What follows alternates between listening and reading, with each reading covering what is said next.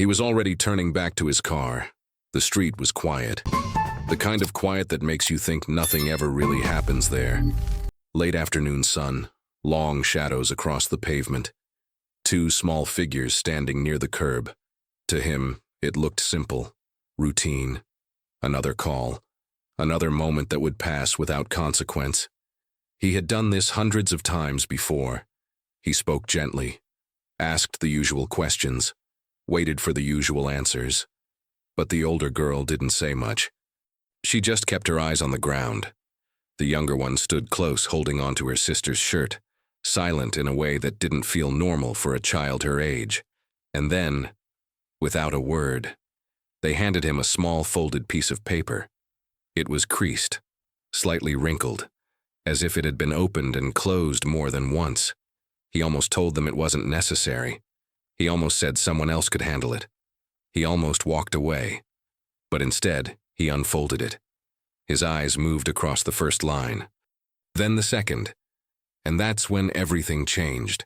His expression shifted. His breath caught. The weight of the moment settled in, heavier than he expected. Because whatever was written on that paper wasn't something he was prepared to read. Chapter 1. The Folded Paper. Before we dive into this story, drop a comment below and tell us where you're watching from. This one is going to stay with you. Enjoy. The call came in at 4:47 in the afternoon. Two children, unaccompanied. Standing near the curb on Maplewood Street. Daniel Harper had responded to calls like this more times than he could count. 34 years on the force had a way of making the unusual feel routine. He pulled up slowly, stepped out of the car, and looked down the sidewalk. Two girls. The older one stood straight, arms at her sides, chin slightly lifted. The kind of posture that doesn't come naturally to a child. It's learned. The younger one stood close behind her, one small hand gripping the back of her sister's jacket like it was the only steady thing in the world. Daniel walked toward them at an easy pace. No rush, no alarm. Routine, he told himself. He asked the usual questions. Soft voice, calm eyes. What are your names? Where do you live? Is there an adult nearby? The older girl answered carefully. Her name was Nora. Her sister was Lily. They lived just down the block. And as for an adult nearby, she paused just long enough for Daniel to notice. Their grandmother was home. He nodded, looked toward the house, looked back at his car. Everything in his training said this was manageable. A quick check, a call to social services if needed. Someone else could follow up in the morning. He was already turning back. That's when Nora stepped forward. She didn't say anything. She just held out her hand. And in it, slightly crumpled, folded twice, was a small piece of paper. Daniel looked at it, then at her. Her expression didn't change. She just waited, the way children wait when they've already run out of other options. He took the paper. He almost didn't open it. There was part of him, the part shaped by decades of protocol and procedure, that wanted to pass it along, let someone else read it, let someone else decide. But he unfolded it. The handwriting was uneven. The letters slightly too large, the way they get when a child is writing something important, and their hand isn't quite keeping up with what their heart is trying to say. 3 lines. His eyes moved across the first, then the second, then the third. And Daniel Harper, a man who had seen more than most, who had learned long ago how to keep his face still in difficult moments, felt something shift quietly in his chest. Because what was written on that paper wasn't a complaint. It wasn't a dramatic cry. It was something far harder to hold. It was a child asking, as plainly and carefully as she knew how, for someone not to give up on them. He folded the paper, looked up at Nora. She was still watching him, still waiting. Lily hadn't moved. Daniel put the paper in his chest pocket, took a slow breath, and said the only thing that felt true in that moment. Take me to your grandmother. Chapter 2. What the Eyes Don't Say. The house was small and neat from the outside. White trim, a wooden porch with 2 steps, a flower pot by the door that still had soil in it, though nothing had bloomed there in a while. The kind of house that had clearly been loved and was still being held together by someone who remembered what that love looked like. Nora pushed the front door open without knocking. That told Daniel something. Children who feel safe knock. Children who are used to being in charge, of themselves, of others, of situations they were never supposed to manage, they just open the door and walk in. Because hesitating costs time. And time, for a child like Nora, was not something she wasted. Daniel followed them inside. The living room was dim, the curtains half drawn. A lamp in the corner gave off a warm, tired light. And there, in a high-backed armchair near the window, sat Edna, 79 years old, silver hair pinned back, hands resting in her lap. She was awake. Her eyes found Daniel the moment he stepped through the door, but there was a heaviness to her that had nothing to do with sleep. She looked like someone who had been running on determination alone for longer than was reasonable. "Mrs. Edna," Daniel said, keeping his voice easy, "my name is Daniel Harper. I'm with the police department. These young ladies brought me here. Mind if I sit with you for a minute?" She studied him for a moment. Then with quiet dignity she said, "You can sit." He pulled a chair close, not too close, just enough. On the side table beside her he noticed several things: a glass of water nearly empty, a small cluster of prescription bottles, a folded handkerchief, and beneath all of it a stack of envelopes bound with a rubber band, the kind of envelopes that come with red lettering on the front. He didn't stare, but he saw. He asked Edna simple questions. How was she feeling? When had she last eaten? Whether she'd been able to rest. She answered each one steadily, choosing her words with the care of someone who has spent a lifetime not wanting to be a burden. While they spoke, Daniel kept a quiet eye on the girls. Nora stood near the hallway entrance, arms folded, watching the conversation the way a much older person would, tracking every word, every expression, reading the room for signs of what might come next. And Lily. Lily had gone to the kitchen. Daniel heard the sound of the faucet, the clink of a glass, and then the small, soft footsteps returning. She came back into the living room and walked directly to her grandmother. She held up a full glass of water with both hands, carefully, the way you carry something you can't afford to spill. Edna took it, looked at the child for a moment, and something passed between them that didn't need words. Lily stepped back and stood quietly by the armchair, close enough to touch, far enough not to crowd. Daniel watched that exchange and felt the full weight of what he was sitting inside. This child had done this before, many times. Not because someone told her to, because she understood at 7 years old that her grandmother needed water, that someone had to notice, that if she didn't, perhaps no one would. He looked at Nora again. She was watching him now instead of her grandmother. She wanted to know what he was going to do. He didn't have an answer yet. But he knew one thing with certainty. Whatever was written on that folded piece of paper had brought him to exactly the right place, and walking away was no longer something he was willing to consider. But what Daniel didn't know yet, what no one on that quiet street had allowed themselves to say out loud, was just how long this had been going on. Chapter 3. Layers of a Life. Daniel didn't rush. He had learned long ago that the most important information rarely comes from asking the right questions. It comes from staying long enough for people to stop performing and start telling the truth. So he stayed. While they waited for the paramedics he had quietly called in, Daniel moved slowly through the parts of the house that were visible from where he stood. He didn't search. He simply looked at what was already in plain sight. The kitchen told him more than any conversation could. On the counter, 3 packs of instant noodles, a can of beans, half a loaf of bread. The refrigerator had a few basics, enough to get by, not enough to stop worrying about. But it was the wall beside the kitchen doorway that stopped him. A piece of notebook paper taped at eye level for someone small. Handwritten. Neat, careful letters. Nora's handwriting, he already recognized it. A schedule. Grandma's morning pills, 7 a.m. Lily, breakfast, school bag, bus at 7:45. Check if Grandma ate lunch. Lily home at 3:15, snack. Grandma's evening pills, 6 p.m., dinner, lights out. Lily, 8:30. Daniel stood in front of that list for a long moment. He had a granddaughter. She was 11. Her biggest responsibility in the morning was remembering her gym shoes. He walked back to the living room. "Nora," he said gently, "how long have you been helping your grandmother like this?" The girl looked at the floor. One shoulder lifted slightly. "Some time," she said. He waited. She glanced at her grandmother, a quick checking look, then back at the floor.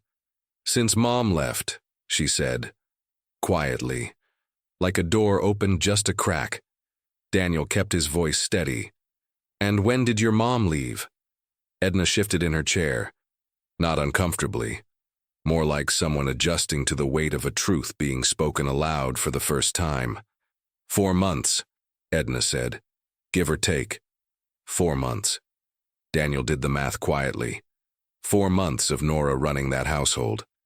4 months of pill schedules and grocery counts and making sure Lily got to the bus on time.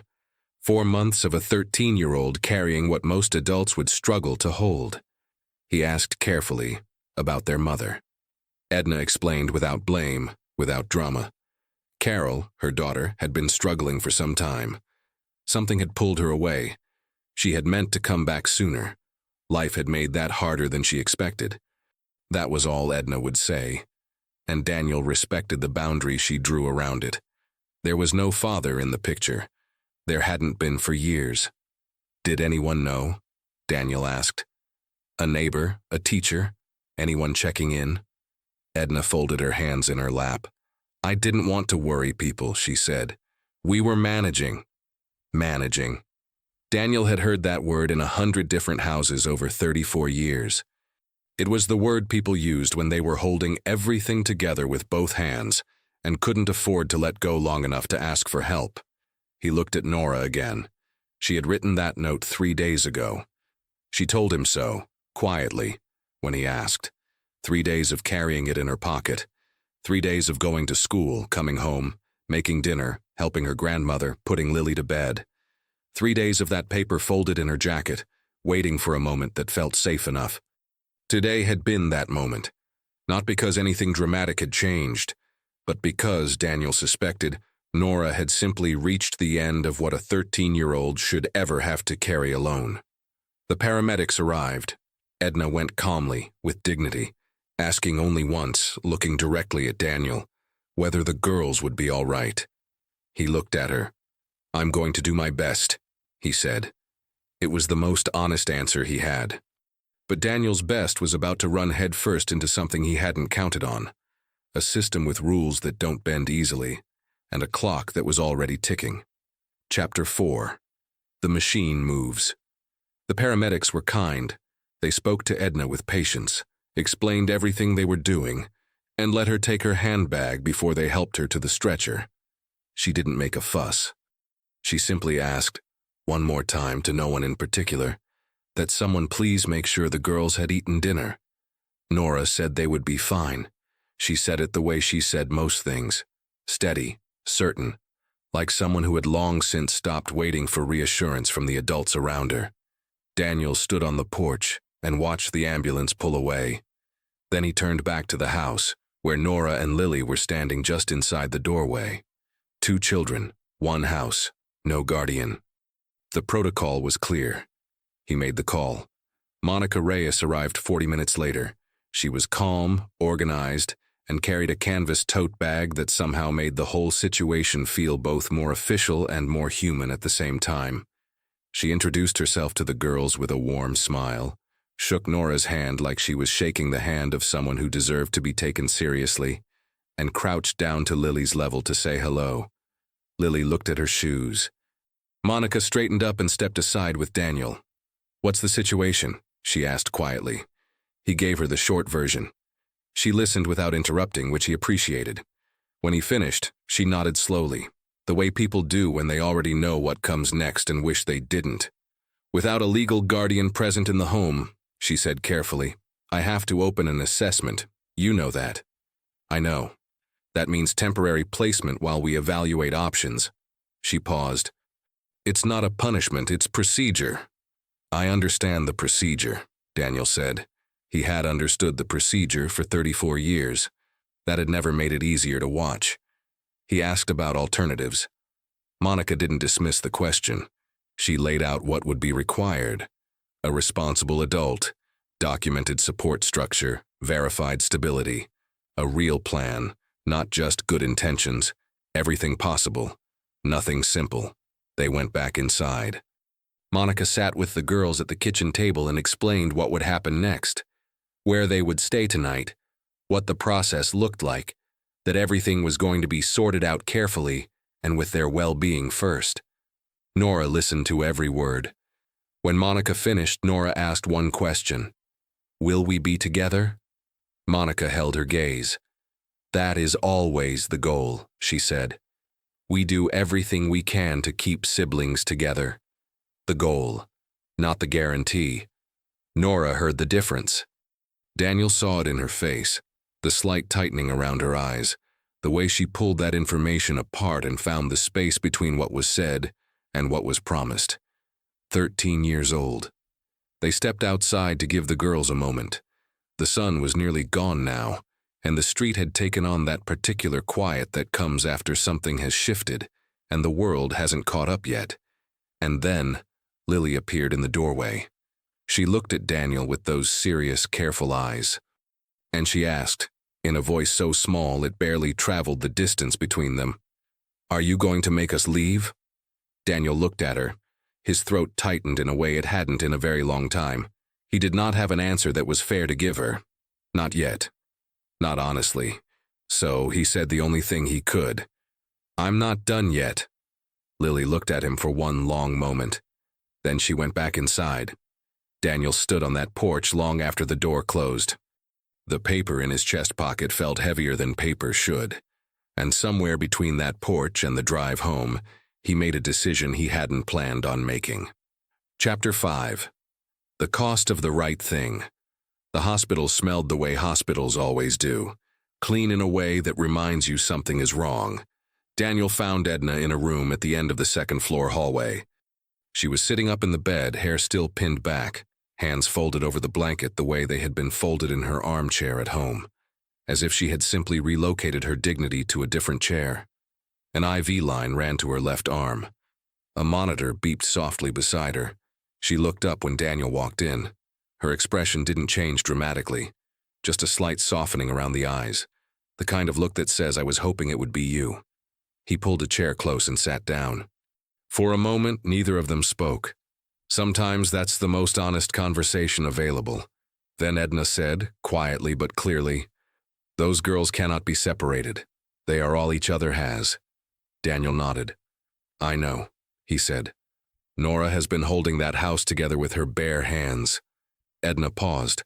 Her voice stayed steady, but something behind it was working hard to stay that way. She should be worrying about homework, about friends, not about pill schedules and grocery lists. "She's remarkable," Daniel said, and he meant it. "She's exhausted," Edna said. "She just doesn't know how to show it." He stayed another few minutes, long enough to matter, short enough not to tire her. On his way out, he passed the family waiting area at the end of the hall and stopped. Nora was there. Monica had authorized a short visit. The girl was sitting in a plastic chair beside the door to Edna's room, backpack on her lap, hands wrapped around the straps. She looked up when she saw Daniel. She didn't ask how her grandmother was. She had already been in to see her. She knew. What she was waiting for, Daniel could see it clearly now, was to know what happened next. He sat down beside her. "I'm looking into some options," he said. She studied him carefully. "What kind of options?" "The kind that might let you and Lily stay together, near your grandmother, while she gets stronger." Nora was quiet for a moment. "Is that actually possible?" she asked. Not with hope, with precision. The way someone asks a question when they've already been disappointed enough times to stop assuming good news. "I'm going to find out," he said. She nodded once, looked down at her backpack straps. Then, very quietly, without looking up, she said, "I didn't write that note because I gave up. I wrote it because I didn't want to." Daniel looked at her for a long moment. 13 years old. He drove home in silence that evening. Made coffee he didn't drink. Sat at the kitchen table with the folded paper in front of him. He thought about his pension. 34 years of service, 2 years from the finish line. A clean record. A retirement he had planned carefully. Small house upstate, mornings without an alarm. Time that finally belonged to him. He thought about what Monica had said. About what Webb, his supervisor, would say. About what happened to officers who stepped outside procedure, even with the best intentions. Investigations, reviews, benefits reconsidered. At 62, a damaged record wasn't just professional, it was financial. It was the difference between the retirement he had earned and something much harder. He picked up the paper. Read it one more time. 3 lines. Uneven letters. A child's handwriting. He folded it carefully. Put it back in his chest pocket. And then he picked up his phone. Not to call his supervisor, not to check the protocol manual, but to look up the name of a woman who lived on the corner of Maplewood Street and had known Edna for 40 years. Ruth Calloway. He found her number. He stared at it for a long time. Then he pressed call. Chapter 6. Small Fires. Ruth Calloway answered on the second ring. Her voice was the kind that belongs to women who have lived fully, warm, a little gravelly, with the unhurried confidence of someone who stopped trying to impress people decades ago. Daniel introduced himself, explained he was calling about Edna and the girls. There was a brief silence on the other end. Not cold, just careful. "How bad is it?" Ruth asked. He appreciated that she skipped the pleasantries. He told her the situation plainly. Edna was stable and being treated. The girls were safe for tonight. But tomorrow was a different question. And the day after that was a different question still. He explained the mechanism he had found buried in the county welfare code. Tutela provisoria comunitaria, a supervised community guardianship arrangement, rarely used but legally valid. It would allow the girls to remain in or near their home while Edna recovered, provided there was a verified network of responsible adults willing to take on formal, documented roles. It required signatures, commitment, people willing to stand in front of the system and say, "We are here, and we are not going anywhere." Ruth listened to all of it without interrupting. When he finished, she was quiet for a moment. Then she said, "Edna called me once a few months back, said everything was fine." A pause. "I believed her because I wanted to." Daniel didn't fill the silence. Some silences need to finish on their own. "I saw the signs," Ruth continued. Slower now. The curtains staying closed. Nora walking Lily to the bus every single morning. Never Edna. I told myself it was nothing, that Edna was just tired, that she'd call if she needed something. Her voice didn't break, but it carried weight. "She wouldn't call," Daniel said gently. "You know that." "I know," Ruth said. "That's exactly what I should have remembered." She didn't need more time to decide. "Tell me what to sign," she said. "And when?" Daniel exhaled slowly. One name, one yes. He told her he had 2 more people in mind. The pastor at the church the girls attended, and a retired nurse in the neighborhood. He would reach out to them next. If all 3 agreed, he would take the documentation to Monica and formally request the arrangement. Ruth asked about the girls, how they were holding up. Daniel told her about Nora, her steadiness, her precision, the way she listened to adults as though she were taking notes. And then he told her about Lily. The silence, the water glass, the drawing. Ruth was quiet for a long moment. "A child that quiet," she finally said, "has been carrying too much." Daniel didn't disagree. He was getting ready to wrap up the call when Ruth spoke again. "I'm going to see them tomorrow," she said. Not a question, not a request for permission, a declaration. Daniel smiled, the first time all day. "I'll let Monica know." He hung up and sat back in his chair. One yes. It was a small thing. A phone call. An old woman on a corner deciding to stop looking away. No headlines, no grand gesture. Just a person saying, "I should have moved sooner, so I'll move now." Daniel thought about the pastor next, James Okafor. He had seen the man at community meetings over the years. Steady, practical, the kind of person who showed up with his sleeves already rolled. And then Beverly Hatch, the retired nurse. That one might take more conversation. Beverly was careful. She had spent a career watching systems fail people, and she didn't extend trust quickly. But Daniel had learned something in 34 years. The people who are hardest to convince are often the ones most worth convincing. He picked up his phone again. One small fire lit. 2 more to go. Chapter 7. What Ruth Remembers. Ruth Calloway's house smelled like cinnamon and old books. Daniel noticed it the moment she opened the door. That particular warmth that belongs to homes where someone has lived alone long enough to make every corner exactly the way they want it. Photographs on every wall. A cat asleep on the radiator. A kitchen visible from the entrance, something simmering on the stove. She had made coffee without asking if he wanted any. He did. They sat at her kitchen table. The round kind. The kind families eat at for decades until the wood tells the whole story of every meal. Ruth poured. Didn't rush. Sat down across from him with the ease of a woman who had long since stopped being nervous around silence. Daniel had come in person because some conversations don't belong on the phone. He had already called the pastor. James Okafor had been exactly what Daniel expected. Direct, unhesitating, almost impatient with how long the explanation took before he could say yes. Tell me what to sign and when to show up. That was the entire conversation. Beverly Hatch had asked careful questions, more than Daniel anticipated. She wanted to understand Edna's medical situation precisely. The medications, the recovery timeline, the realistic picture of what home care would require. She had spent decades watching people make promises about sick relatives that life eventually made impossible to keep. She wasn't being difficult, she was being thorough. She had asked to visit Edna before signing anything.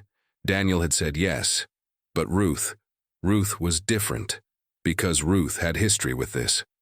She sat with her coffee and told him, unprompted, about the years she and Edna had been close. Real neighbors, the old-fashioned kind. Borrowed eggs, shared news over the fence, children running between yards. Then life moved the way life does. Ruth's husband got sick. Edna's family grew complicated. The visits became calls. The calls became less frequent. We stayed friends, Ruth said, but we stopped really seeing each other. There's a difference.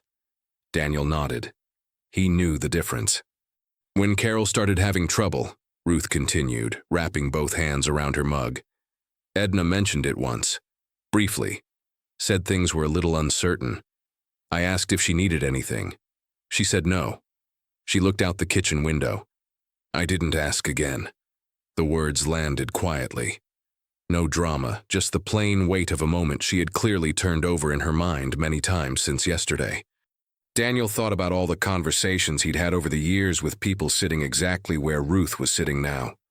Good people, caring people, people who had seen a curtain stay closed a little too long, a neighbor seem a little too tired, a child a little too serious, and had chosen, without even fully realizing it, to accept the surface answer and move on.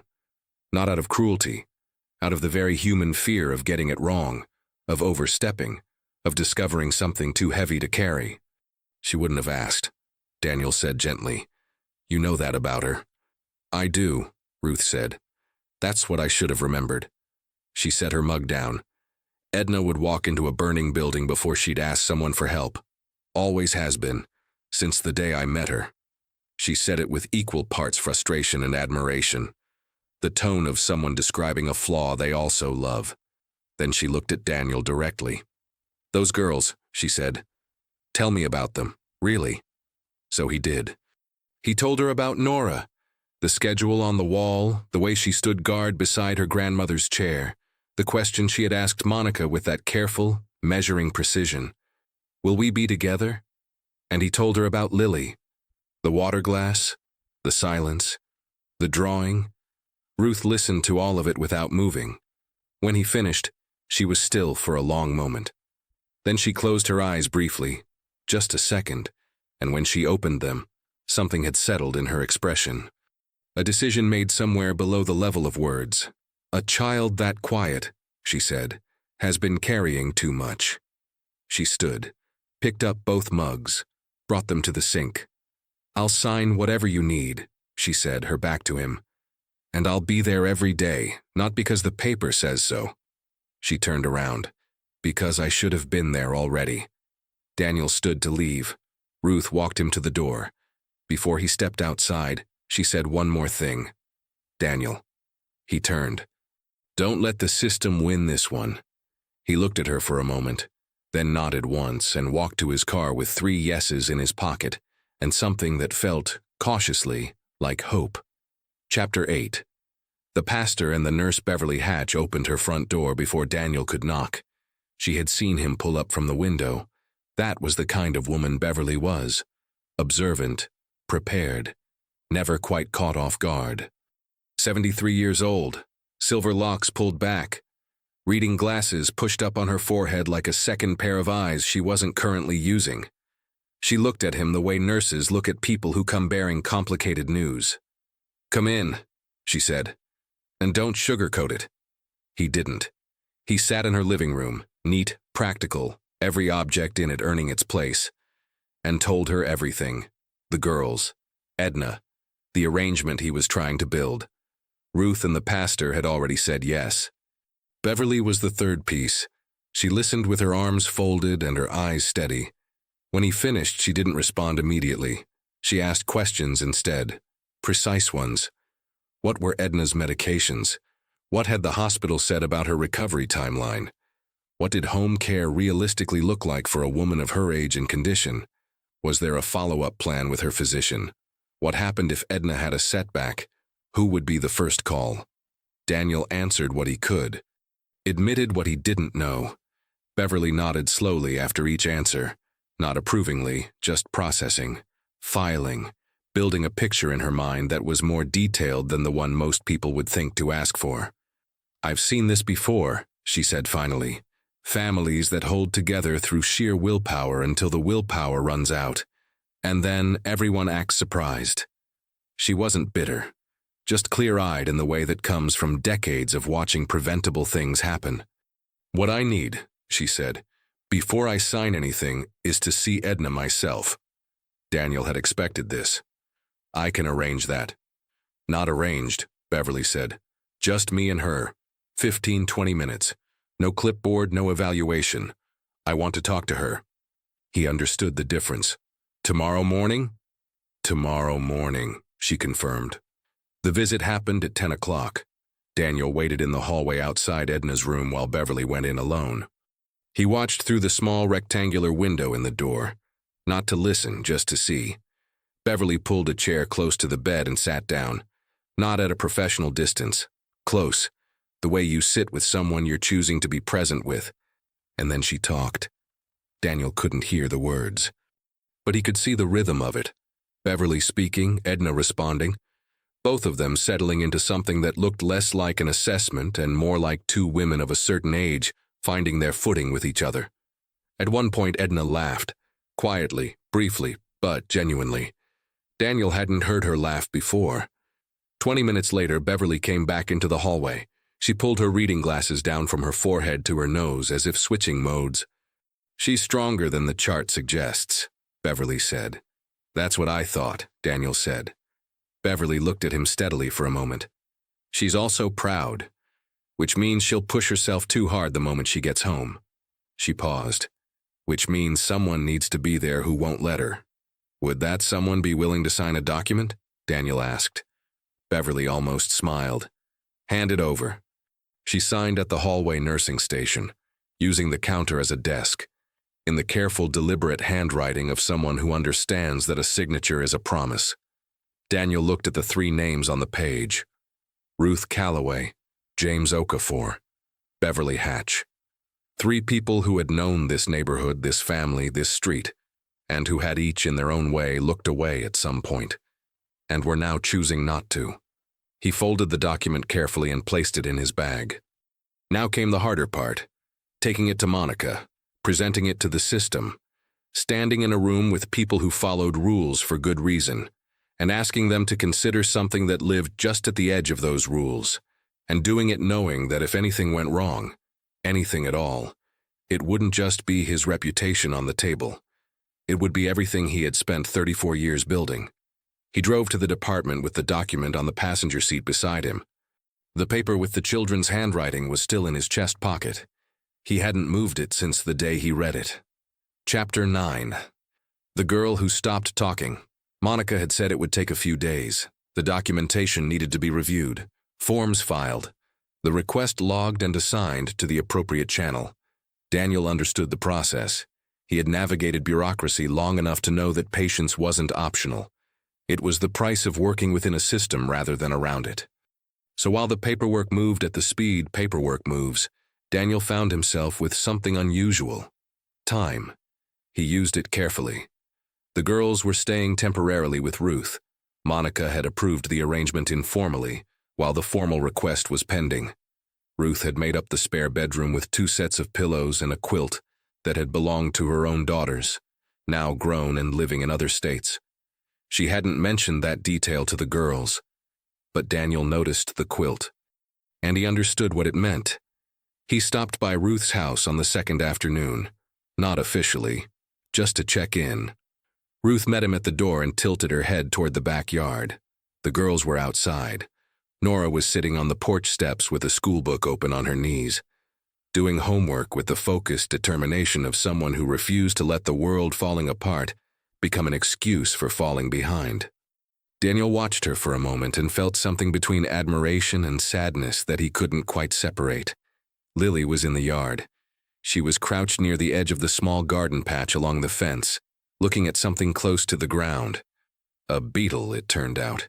She was watching it with complete, unhurried attention, the kind of focus that belongs to children who have learned to find stillness in small things because the large things have been too uncertain for too long. Daniel sat down on the bottom porch step, not too close to Nora, not interrupting. After a moment, Nora said, without looking up from her book, "She does that, finds bugs and watches them." "Does she talk to them?" Daniel asked. The corner of Nora's mouth moved, almost a smile. "Sometimes." They sat in comfortable quiet for a while. Daniel had learned over the years that children, especially careful ones, talk more when you stop trying to make them. Eventually, Lily drifted over. She stood a few feet away, looked at Daniel, then sat down in the grass just at the edge of the porch. He reached into his jacket pocket and pulled out a small notepad he carried for jotting case notes, and a pencil. He set them on the step beside him without comment. Lily looked at them, then at him. He looked at the garden. A minute passed, maybe 2. Then small fingers reached over and picked up the pencil. Daniel kept his eyes forward while Lily settled the notepad on her knee and began to draw. He could hear the soft scratch of pencil on paper, could see, in his peripheral vision, that she was working on something deliberate. When she finished, she held it out to him. He took it. A house, larger than the one he had attempted to imagine for himself, and around it, figures, drawn the way children draw people, simple and honest and somehow exactly right. 1 tall figure, 2 medium ones, 1 small. He studied it quietly. "Who are they?" he asked. Lily pointed to each figure in turn. "Nora." Pause. "Me." Pause. "Grandma." Her finger moved to the tall figure. She looked up at him. "You," she said. It was the first time she had spoken to him directly. Not because she hadn't had words before. Daniel understood that now. Lily had words. She simply kept them for moments that deserved them. He looked at the drawing for a long time. Then he folded it, slowly, carefully, and placed it in his chest pocket, right next to the note. He didn't make a big moment of it, didn't explain why, but Lily watched him do it. And something in her small, serious face shifted, so slightly that anyone not paying close attention would have missed it entirely. She went back to the garden. Daniel sat with Nora a little while longer. The afternoon light came long and golden across the yard. Ruth appeared at the door briefly, assessed the scene, and disappeared back into the kitchen without a word. It was, Daniel thought, a remarkably ordinary moment, which was exactly what these children needed more of. Chapter 10. What Monica Found. The meeting with Director Harlan Webb was scheduled for Thursday morning at 9. Daniel arrived 8 minutes early. He sat in the hallway outside Webb's office with the documentation folder on his knee, the kind of waiting that has nothing to do with time and everything to do with what's about to happen inside a room. Monica came down the hall at 3 minutes to 9. She gave him a look that said she had done everything she could and was genuinely uncertain whether it would be enough. That look didn't comfort him, but he respected her for not pretending otherwise. They went in together. Harlan Webb was 61 years old, 1 year younger than Daniel, and had spent his entire career building a reputation for precision.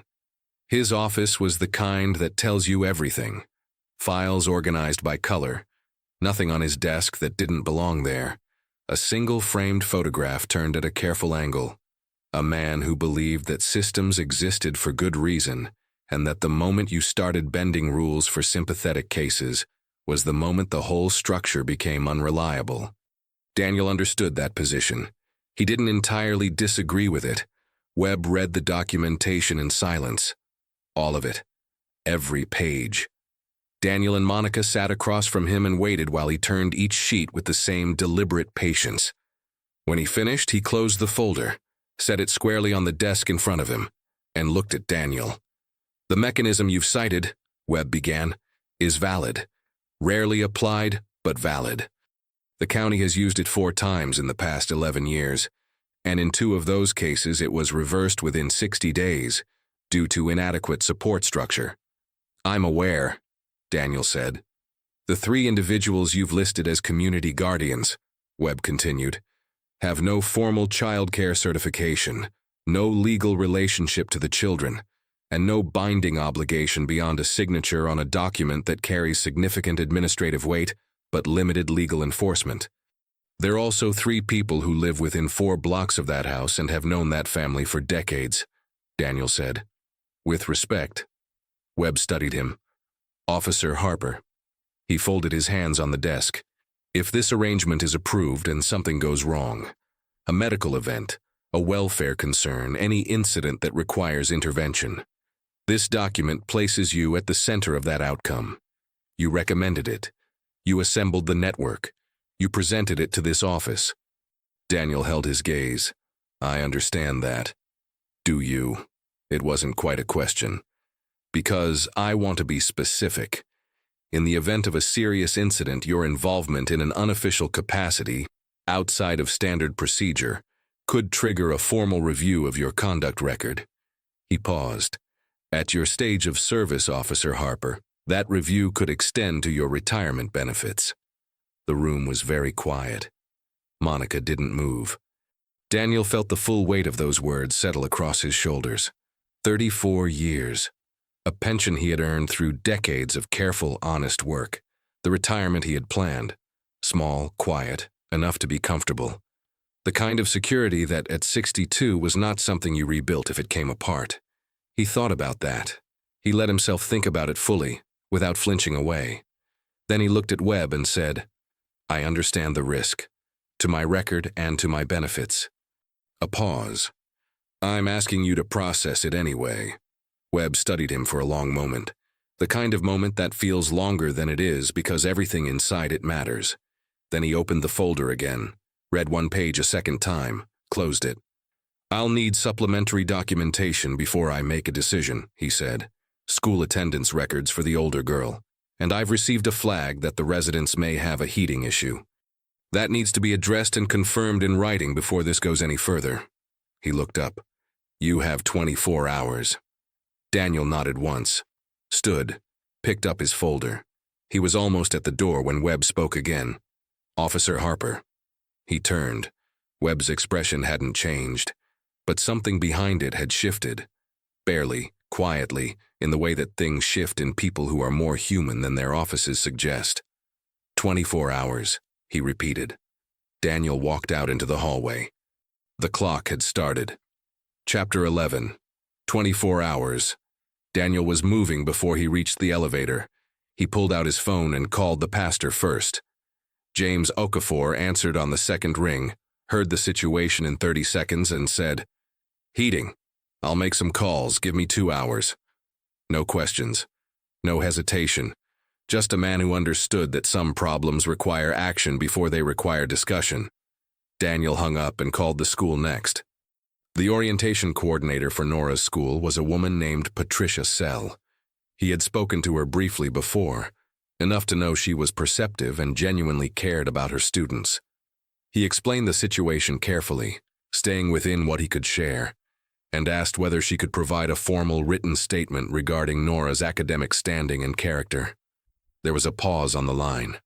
"I owe that girl a statement," Patricia said quietly. "I noticed she'd been absent more than usual. I should have followed up sooner. Can you have something in writing by tomorrow morning?" Daniel asked. "I'll have it done tonight," she said. 2 calls, 2 yeses. He drove to Maplewood Street next, to the house itself. He needed to see the heating situation firsthand before he could address it in writing. The landlord, he discovered through a quick records check, was a man named Gerald Pratt, who lived 20 minutes away and had a reputation for being slow to respond, but not unreasonable. Daniel called him directly. He didn't mention the legal arrangement. He simply explained that an elderly woman and 2 children were returning to the property, and that the heating system needed to be confirmed functional and documented by the following morning. Gerald Pratt grumbled, then agreed. By 7 that evening, a technician had been through the house. The heating unit needed a minor repair, a worn component, nothing serious. It was fixed within the hour. The technician left a written report. Daniel sat in his car outside the house and looked at what he had assembled. Patricia Sell's statement arrived by email at 8:43 p.m., 3 paragraphs, clear, warm, specific. It described Nora as an exceptional student facing exceptional circumstances and committed the school to a structured support plan going forward. Pastor Okafor sent a text at 9:15. "Heating confirmed fixed. Technician report coming to you tonight.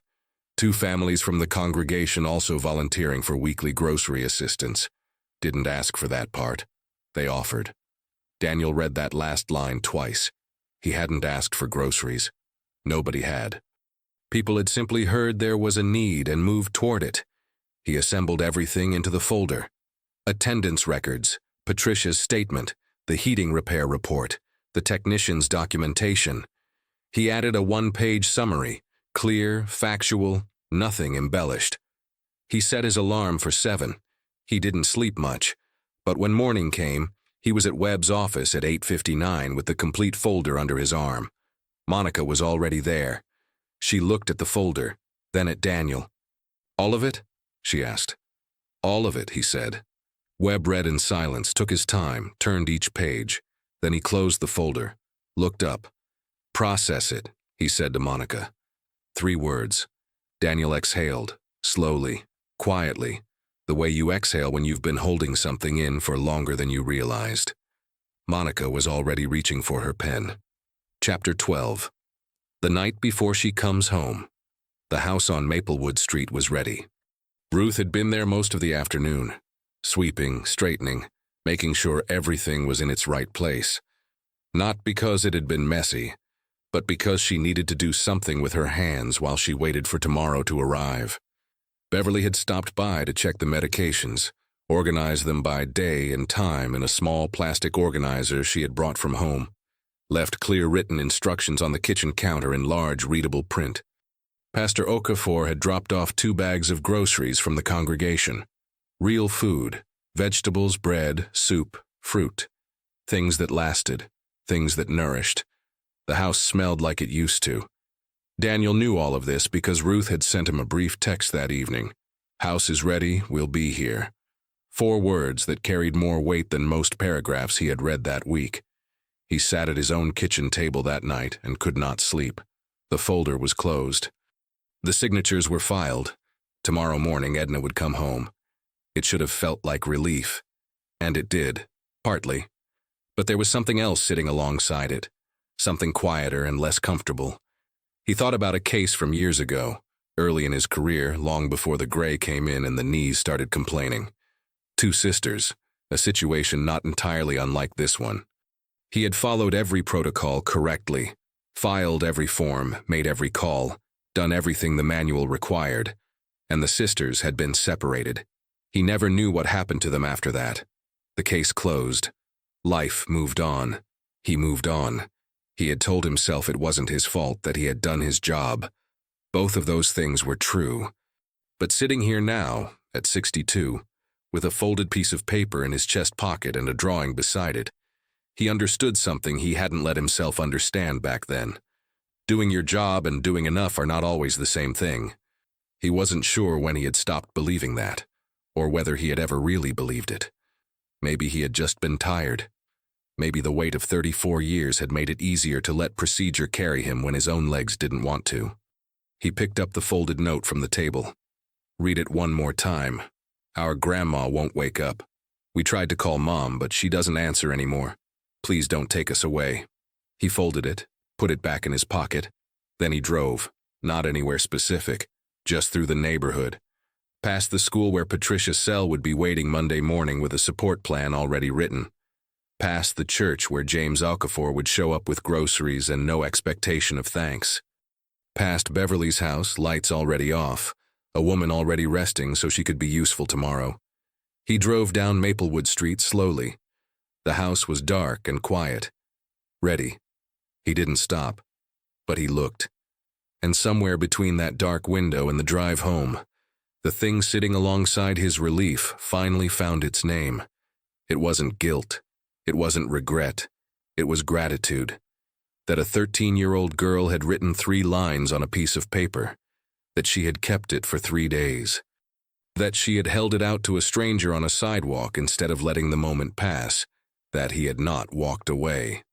Chapter 13. She Comes Home. Edna came home on a Tuesday morning. The ambulance wasn't necessary. She was well enough to ride in Daniel's car, which she preferred. She said hospitals had their place, but she had no intention of making an entrance to her own home in a vehicle with flashing lights. Daniel drove. Edna sat in the passenger seat with her handbag on her lap and her eyes forward. She didn't say much on the way. But somewhere on the last 2 blocks of Maplewood Street, she reached over and patted his hand once, briefly, firmly, the way older women do when words would be too much and silence isn't enough. He understood. Ruth met them at the door. She had been waiting on the porch, pretending unconvincingly to water the flower pot that still had no flowers in it. When Edna stepped out of the car, Ruth walked down the 2 porch steps, and the 2 women looked at each other for a moment, with the complicated, layered expression of a 40-year friendship that had bent, but not broken. Then Ruth took Edna's arm gently. "Come inside," she said. "Soup's ready." That was all. No long speech, no tearful reunion scene. Just soup. Just come inside. Just the oldest and most reliable form of love available to human beings, showing up with something warm. The girls were in the living room. Nora stood near the hallway entrance, arms at her sides, watching her grandmother cross the threshold. Her face was still in that careful way it often was, but her eyes were not still at all. They were bright and full, and working very hard at staying that way. Lily was on the couch. The moment Edna stepped fully into the room, Lily slid off the cushion and crossed the floor in 6 quick steps. She didn't run. She moved with that particular intentional care of a child who understands fragility, and she pressed herself gently against her grandmother's side, both arms wrapped around her waist, face turned in. Edna closed her eyes, put both arms around the small girl, held her. Nobody spoke. Ruth disappeared into the kitchen. Pastor Okafor, who had arrived quietly an hour earlier to help with the groceries, stepped out to the back porch to give the moment its space. Beverly, standing near the hallway, turned slightly toward the wall and cleared her throat in the way people do when they are not crying but are very close to it. Daniel stood at the door. He had not come in yet. He stood just outside, one hand resting on the door frame, and watched through the screen. Edna in her chair, Lily folded against her. Nora, after a long moment, crossing the room and sitting on the arm of the chair. Not quite a hug, but close enough. Her hand on her grandmother's shoulder. 3 generations of a family that had bent nearly to breaking, still standing. He waited until the moment had finished belonging only to them, until Ruth's voice came from the kitchen, asking whether anyone wanted bread with the soup, until Lily lifted her head and said yes, out loud, clearly, without being asked twice. Then Daniel opened the screen door and stepped inside. Edna looked over at him from her chair. "Sit down, Daniel," she said. The same quiet dignity she had carried into every conversation since the first one. "You're not a guest here." He sat, and for the first time in as long as he could remember, a kitchen table full of people and noise and soup felt like exactly the right place to be. Chapter 14. A Voice from Far Away. 3 weeks passed, quietly mostly, the kind of weeks that don't announce themselves. They just accumulate day by day into something that starts to resemble normal. Beverly came every morning for the first week, then every other day after that. She and Edna had developed a rhythm, Beverly checking vitals, adjusting the medication schedule, staying longer than strictly necessary because the conversation had turned out to be good. Edna, it emerged, had strong opinions about garden vegetables and weak tolerance for television news. Beverly felt exactly the same way about both. Ruth came for dinner on Fridays. She always brought something, bread, a pie, once a plant for the kitchen windowsill, that Lily immediately claimed as her responsibility. Nora had gone back to school full-time. Patricia Sell had arranged a quiet meeting with her teachers. Nothing formal, just an understanding. Give her space. Watch for signs. Let her be 13 sometimes. Lily had started talking more. Not dramatically, not all at once. But the words came more regularly now, and with less calculation behind them. Small things, observations, questions, the ordinary chatter of a child who had remembered that the world was safe enough to speak into. Daniel visited on Tuesdays and Thursdays. Off duty. He told himself it was just to check in. Ruth had told him once with a straight face that nobody drives across town twice a week just to check in, and he hadn't argued. It was on a Sunday morning, 3 weeks after Edna came home, that the phone rang. Nora answered. She was closest. She said hello. Then stopped. Her whole body went still. The particular stillness that isn't calm but is the thing people reach for when calm is the only option available. She turned and held the phone out to her grandmother without a word. Edna took it slowly. "Hello?" A pause. Long enough that Ruth, who was in the kitchen, leaned slightly toward the doorway. Then something moved across Edna's face. A recognition. A complication. A feeling with too many layers to name cleanly. "Carol," she said quietly. The name landed in the room like a stone dropped into still water. Lily looked up from the floor where she had been drawing, looked at her grandmother, then at Nora. Nora had moved to the window. She stood with her back half-turned, arms folded, listening to one side of a conversation she had been waiting for and dreading in equal measure for 4 months. The call lasted 12 minutes. Edna listened more than she spoke, said yes a few times, said I know once, said we're here near the end, and the way she said it carried everything that those 2 words can carry when they are absolutely meant. When she hung up, she sat with the phone in her lap for a long moment. Then she looked at Nora. "She called," Edna said. Nora nodded once, her jaw was tight. Edna looked at her carefully, then added quietly, "She sounded tired. Not better, not changed, not full of promises, just tired. The honest kind of tired that comes before something shifts, or doesn't. Nobody in that room pretended to know which." Nora went to her room, closed the door, stayed for 20 minutes. When she came out, her eyes were red at the edges, but she was herself again, steady, present, moving forward the way she always did. That evening after Ruth had gone home and Beverly had finished her check-in, Lily climbed onto the couch beside her sister. She was quiet for a moment. Then, "Is Mama coming back?" Nora looked at her, really looked at her, the way you look at someone you love too much to lie to. "I don't know yet," she said. "But she called. That's something." Lily thought about this. Then she nodded, satisfied in the way children are when the truth, even an uncertain one, is delivered with enough steadiness to hold on to. She leaned against her sister's shoulder. Nora let her. Chapter 15. What he kept. Daniel Harper retired on a Friday. There was a small gathering at the department. Coffee, a cake someone had ordered from the bakery on Elm Street, A card signed by more people than he expected. His supervisor said kind things.